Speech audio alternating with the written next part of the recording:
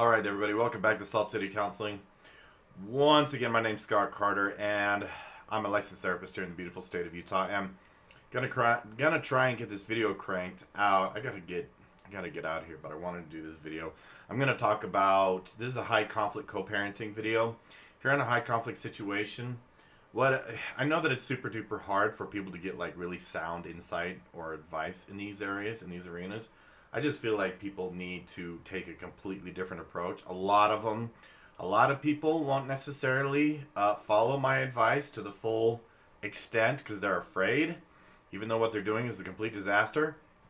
But in this video, I'm going to talk about probably one of the most key and important things, one of the most important elements to always remember and to keep in mind if you're trying to co-parent with a high conflict individual.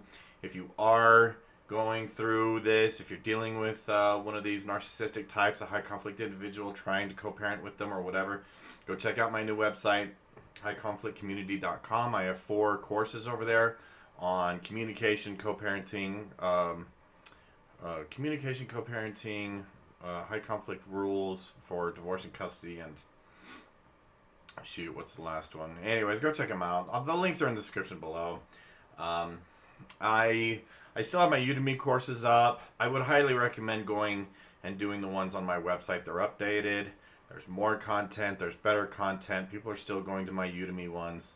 You're going to be way better off. The content is updated and better on the new website. So go to there instead if you want good advice. So in this video, I'm going to talk about, like, if you're in a co-parenting situation with a high conflict type, I'm going to talk about the best thing that you can do in this situation. And what's interesting, by the way, and I actually woke up this morning to, like, someone who claims to be an attorney left a very long comment on one of my videos, basically kind of giving an insider's view of how court is disastrous. If you're in a high conflict situation, court is not going to help you. It just kind of reaffirmed that, this guy's comment. He claims to be an attorney. Maybe he's not. I don't know. But nothing that he said seemed dubious to me. Kind of confirmed what I felt like I already knew. If you're trying to co-parent with a narcissist or borderline parent, good luck. Court is not going to help you. They're not. Frankly, attorneys have no interest, and he confirmed this in his comment. Attorneys have no interest in bringing this to a nice, quick conclusion for you. It is when they're representing someone who's narcissistic, they can keep that going in perpetuity. They get payday for years to come, man. Anyway, so I'm going to get into this, though. If you're trying to co-parent with a high conflict type, here's something this is one of the things that I want you to do for your kids. Let me get some housekeeping out of the way, then we'll get into it. Make sure you subscribe if you are new here.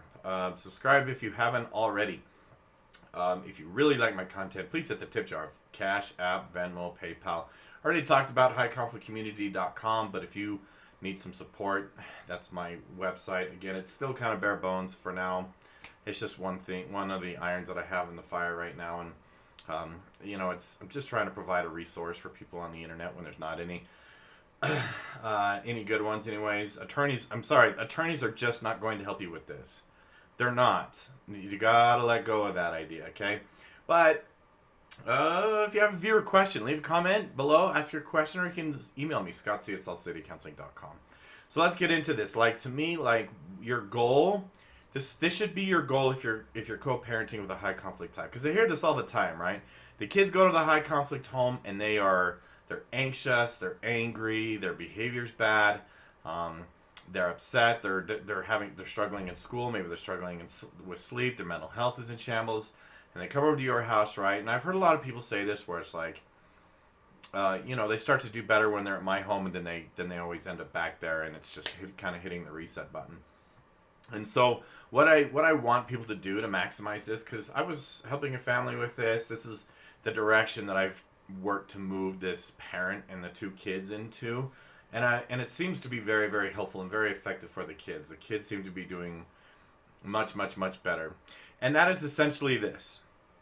You want your home to be more or less a sanctuary or a refuge from the high conflict co-parent home, right? Because if they're going over there, what is happening? They're getting yelled at. They're getting screamed at. There's a lot of anger. There's a lot of blaming. The kids don't know what to do. It's chaos because The high conflict type, especially if they have a personality disorder, they contradict themselves constantly. They'll tell the kid one thing, and then they'll tell the kid another thing. The kid is left like, huh? And no matter what they choose, they get screamed at. And that's obviously kind of an exaggeration. That's not necessarily always true for a lot of these high conflict homes, but it's true for enough of them that like when the kids get to your place, they're like frantic, right? They're all frazzled and frayed, and it's like, okay, what do we do here, right? And so what you have to do is create a home, or you have to create a refuge. You have to create a sanctuary for them to grow and to thrive in and become resilient in. And so what that kind of looks like is that I've noticed that the high conflict type, they have a tendency to influence the environment of your home.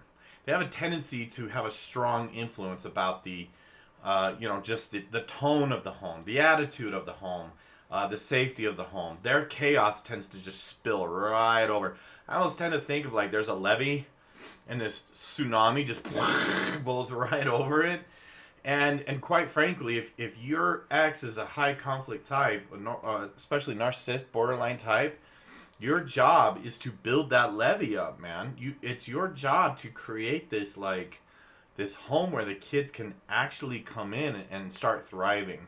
And what that looks like is you have to kind of more or less do the positive opposite of what your ex is doing. For example, the high conflict parent, they don't tolerate mistakes. Zero, none, zero, zip, zilch. And they almost seem to perpetuate this culture or this idea that this is the proper or effective way to parent. Frankly, because I work with so many parents, I get really, really, really tired. That's a good word. I get tired of the controlling parents. Their methods don't work. But you can't tell them that. It's the kids. It's the kids. And the more controlling a parent is, the harder it is to get them to change. So but the thing is controlling parents always hyper focused on the kids' mistakes. Where you need to improve, what you're doing wrong, and I'm gonna berate you and bury you in criticism because you made some mistakes, because you made some decisions or some choices that I didn't like. You have to do the opposite. You have to embrace their failures. You have to celebrate their failures. You have to congratulate them for making mistakes. You have to help them learn from them. You have to look the other way. You have to be like, yeah, so what, you made a mistake. That's nice. So does everybody, every day, whatever. Move on. Let it go. So it's fine. But along those same lines, right? Like, focus on the positives. What are they doing well? What are they doing right? So in the case that I mentioned earlier with this family, I was talking to the parent, like, create this environment of support. Create this supporting environment. And this parent who has been in management at work is like, well, yeah, I've learned that in management trainings and leadership trainings, that it's like when new employees come in, you always focus on the positives. And he's like, I guess I didn't think to do that at home. And it's like, well, why not? He's like, well, I guess I thought they just knew. I thought they just knew that I thought they were good kids. No, they need to hear that all the time. What you need to do also is to create some basic structure. Just meaning like, hey, I would like for you to do your homework between this time and this time. And I would like for us to eat dinner and play games between this time and this time. And that, or after dinner, we're going to go to the park. Or we're going to do something as a family just for like a half an hour or an hour or something like that, okay?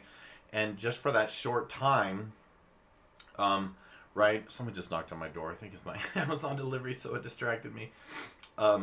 But your job is like create this structure, just create this expectations. If they break them, oh well. If they need their space, give them their space.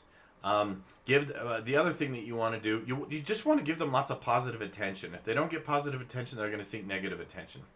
So sit down and listen to them.